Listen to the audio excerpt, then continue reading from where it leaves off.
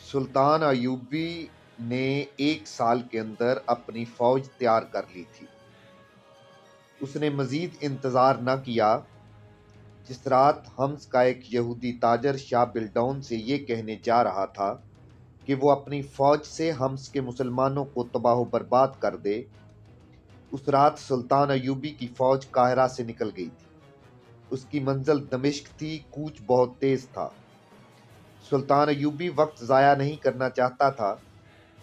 सुल्तान अयूबी दमिश्क क़याम करके वहाँ के हालात, गद्दारियों और साजिशों का जायज़ा लेकर और उनका सद्देबाब करके अल आदल से मिलना चाहता था, और वहाँ से उसे जंगी कार्रवाई का आगाज़ करना था, मगर रास्ते में ही उसने रास्ता बदल लिया। इसकी वजह यह हुई कि उसे इज़्ज़ुद्दीन का एक एलची रास्ते में मिला। वो सुल्तान अयूबी के नाम काहिरा पैगाम लेकर जा रहा था। उसे मालूम नहीं था कि सुल्तान अयूबी वहाँ से कूच कर आया है।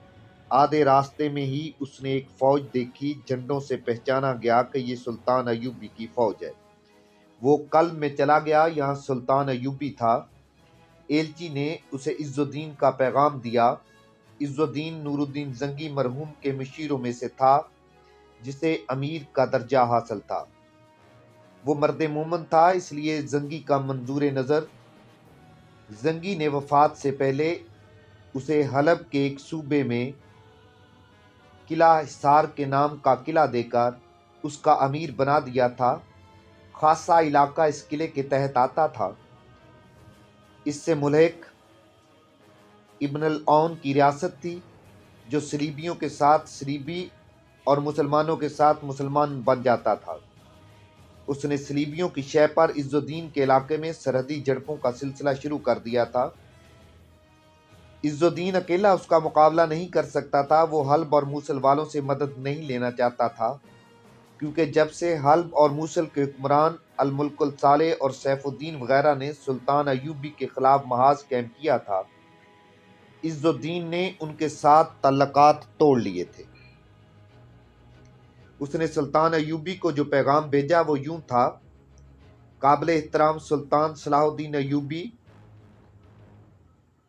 आप पर और सल्तनत इस्लामिया पर अल्लाह की रहमत हो। मेरी वफादारी के मुतल्लिक आपको शक नहीं होगा। मैंने तिल खालद की तरफ से सलीबियों का रास्ता रोक रखा है। तमाम तर इलाका और पेशकदमी के रास्ते मेरे छापामारों की नज़र में हैं। सलीबियों ने मुझे रास्ते से हटाने के लिए इब्न अल-औन के साथ गठ जोड़ कर रखा है। आप जानते हैं कि मेरी सरहद इस इलाका से मिलती है, जो दरअसल आर्मीनियों का इलाका है। इन आर्मीनियों ने मेरी सरहदी चौकियों पर हमले शुरू कर दिए हैं। आप आगाह होंगे कि मेरे पास फ़ौज की कमी है। सलीबियों और आर्मीनियों ने मेरे पास 2 बार एलची कीमती तोहफ़े के साथ भेजे थे। वो मुझे दावत दे रहे हैं कि मैं उनका इत्तेहादी बन जाऊं और आपके खिलाफ लड़ूं। इनकार की सूरत में उन्होंने मुझ पर हमले की धमकी दी है। मेरी जगह कोई और होता तो अपनी ज़मीन के तहफ़्फ़ुज़ के लिए ये दावत कबूल कर लेता। ये जगह इतनी दूर है कि वक्त पड़े तो मदद को आने वाले बर वक्त नहीं पहुंच सकते। इसके बावजूद मैंने उनकी दावत की बजाय उनकी धमकी कबूल की है, और मैंने ये इक़दाम अल्लाह के भरोसे पर किया है। मैं अपना किला और अपना इलाका और इसके साथ अपनी जान कुर्बान कर दूंगा। सलीबियों के साथ इत्तेहाद नहीं करूंगा। मैं नूरुद्दीन ज़ंगी मरहूम की रूह के आगे जवाबदेह हूँ, और मैं उन लाखों शहीदों के आगे भी जवाबदेह हूँ जो क़िबला अव्वल के नाम पर कुर्बान हो चुके हैं। मुझे मालूम नहीं कि आपका आइंदा एक कदम क्या होगा। मुझे ये मालूम है कि रमला के हादसे और आप तंजीम नौ और दीगर तैयारियों में मसरूफ़ होंगे। मुझे ये भी मालूम है कि मोहतरम अल-मुल्कुल आदिल मेरी मदद को आने के काबिल नहीं।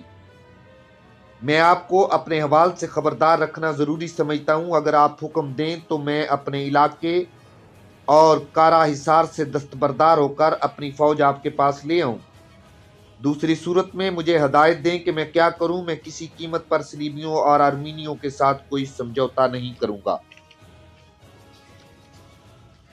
सुल्तान अयूबी ने यह पैगाम पढ़ा। उसी वक्त अपने सलारों और मशीरों को बुलाया, पैगाम इन्हें पढ़कर सुनाया और ये हुक्म देकर सबको हैरान कर दिया कि कूच का रास्ता बदल दो। ہم ابن العون کے علاقے پر یلغار کریں گے۔ سلطان ایوبی ڈکٹیٹروں کی طرح حکم نہیں دیا کرتا تھا، وہ جذبات سے مغلوب ہو کر بھی کوئی جنگی کارروائی نہیں کیا کرتا تھا، مگر اس حکم کے پیچھے جنگی فہم و فراست کے ساتھ جذبات بھی کار فرما تھے۔ کارا حصار میرے محترم استاد نور الدین زنگی مرحوم کی نشانی ہے، سلطان ایوبی نے کہا، اور عز الدین کے الفاظ میں مجھے زنگی مرحوم کی آواز سنائی دے رہی ہے۔ میں اس شخص کو تنہا نہیں رہنے دوں گا جو ہمارے مقصد اور عزم کے ساتھ وفاداری کا اظہار کرتا ہے۔ سلطان محترم، ایک سلطان نے کہا، ہم حقائق کو سامنے رکھیں تو کسی بہتر فیصلے پر پہنچ سکیں گے۔ حقائق یہ ہیں کہ ہمیں پہلے دمشق جا کر وہاں کے حالات کا جائزہ لینا تھا۔ سلطان ایوبی نے کہا، اب اگر ہم دمشق چلے گئے تو ابن العون تل خالد پر حملہ کر دے گا اور عز الدین اس کے آگے نہیں ٹھہر سکے گا۔ آگے حلب ہے، تم سب الملک السارے اور اس کے مشیروں کو اچھی طرح جانتے ہو۔ بے شک وہ اس معاہدے کا پابند ہے جو اس نے ہمارے ساتھ کر رکھا ہے، لیکن معاہدہ لوہے کی دیوار نہیں ہوتی کہ ٹوٹ نہ سکے۔ وہ فوراً صلیبیوں کے ساتھ سمجھوتا کر کے ایک بار پھر ہمارے خلاف لڑنے کو آ جائے گا۔ میں صلیبیوں کو حلب نہیں لینے دوں گا اور عز الدین کو میں اکیلا نہیں چھوڑوں گا۔ کچھ دیر عملی پہلوؤں پر بحث مباحثہ ہوا اور طے ہوا کہ تل خالد کی سمت کوچ ہوگا۔ سلطان ایوبی نے عز الدین کے ایلچی کو زبانی پیغام دیا جس میں کہا کہ عز الدین ابن العون سے ملے اور اسے دوستی کا دھوکہ دے، لیکن اسے اپنے علاقے میں دخل انداز نہ ہونے دے۔ اس کے ساتھ دوستی کی شرائط پر بات چیت کرتا رہے اور اسے یہاں تک دھوکہ دے کہ وہ اپنی فوج اس کے حوالے کر دے گا۔